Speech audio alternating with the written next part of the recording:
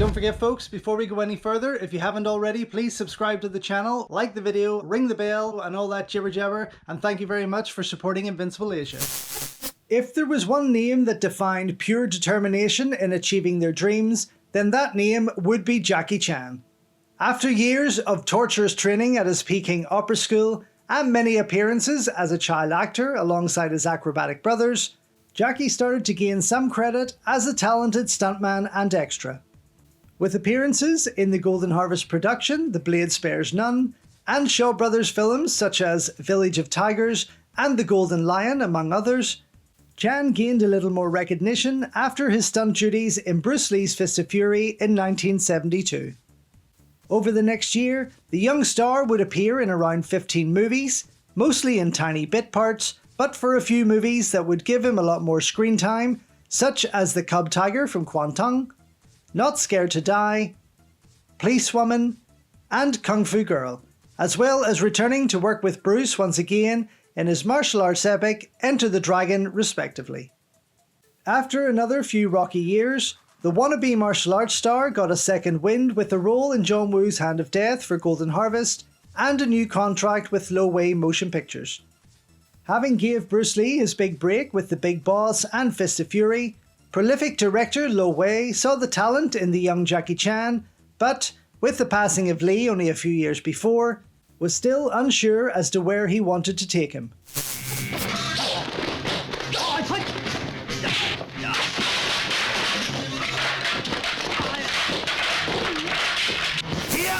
Harking back to his biggest hit with Bruce, Lo Wei kicked off his working career with Jackie by producing and directing New Fist of Fury, a remake sequel of sorts with the aim of presenting Chan as the new Bruce Lee.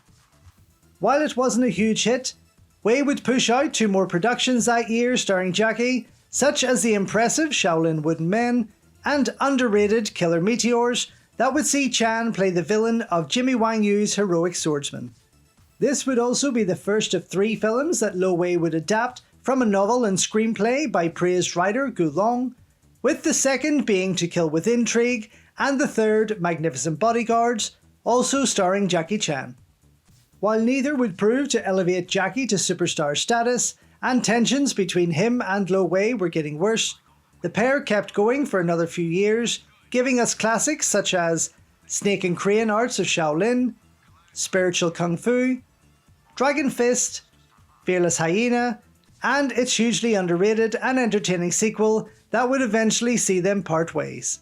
Although many have heavily criticised their work over the years, it's only fair to say that each film definitely has their own entertaining qualities, with To Kill with Intrigue proving to be the most lavish of them all, often coming across as a Chor Yun directed production from the Shaw Brothers studio with its great costumes, wild characters, and fantastic cinematography.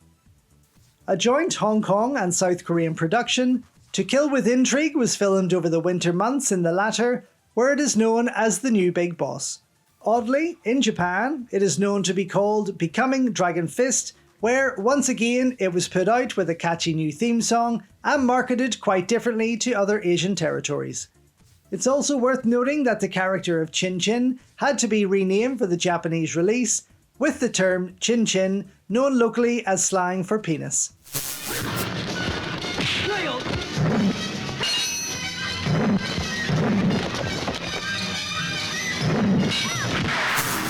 While many have criticised the film as having a convoluted plot, something quite common in many Gu Long adaptations and Shaw Brothers wuxia films, To Kill with Intrigue actually delivers a well-crafted tale of doomed romance and revenge. The film tells the unfortunate story of Lei Xiaofeng, who reluctantly forces his pregnant girlfriend away from the family mansion in a bid to save her from an oncoming attack by the Killer Bee Gang. During the attack, Lei's whole family is killed, although he is spared by the gang's leader and forced to live with her, where he is subjected to torture through training. Determined to fight for his true love and get her back,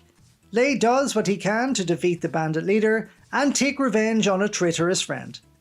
To many modern Jackie Chan fans, Jackie's role here as Lei Xiaofeng seems out of place and miscast, perhaps in hindsight suiting the likes of Jimmy Wang Yu in a continued role from Lo Wei's previous Gu Long adaptation, Killer Meteors.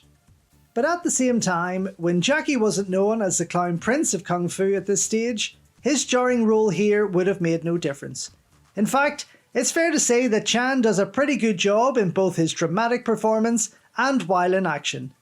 Starring alongside him, and often credited as the first lead in the film, is the wonderful Su Feng, a beautiful talent who had already been in the business a good decade before, with an obviously stronger track record than her up-and-coming co-star.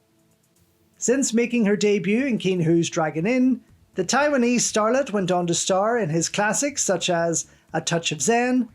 The Fate of Li Kan, The Valiant Ones, Raining in the Mountain, and Legend of the Mountain. By the time she had starred in this, Su Feng had already appeared in well over 30 titles, eventually retiring from the screen in 1986 to focus more on producing and working behind the scenes to bring us titles such as the Kung Fu Kids film series, Runaway Blues, Farewell My Concubine, and Shanghai Story, among many more. Korean actor Shin Il-rung, who starred alongside Sammo Hung in The Double Crossers, and Bruce Leung in The Dragon Lives Again, co-stars throughout, while the brilliant George Wang, father of Kung Fu star Wong Tao, appears as the master of the Dragon Escort. Fans should also keep an eye out for regular faces from this era of Jackie Chan's career, such as Tong Lin. The prolific Ma Chi and equally busy Lee Man Tai also appear, while the unicorn himself, Chen Hu Lo, guest stars. Although delivered as a Shaw Brothers style wuxia film, To Kill with Intrigue still has its fair share of hand-to-hand martial arts action, wonderfully choreographed by Jackie Chan himself and action director Chen Ti-yi, who previously choreographed the fight action in Killer Meteors, as well as Shaw Brothers titles such as Marco Polo, Seven Man Army, New Shaolin Boxers, and Shaolin Temple.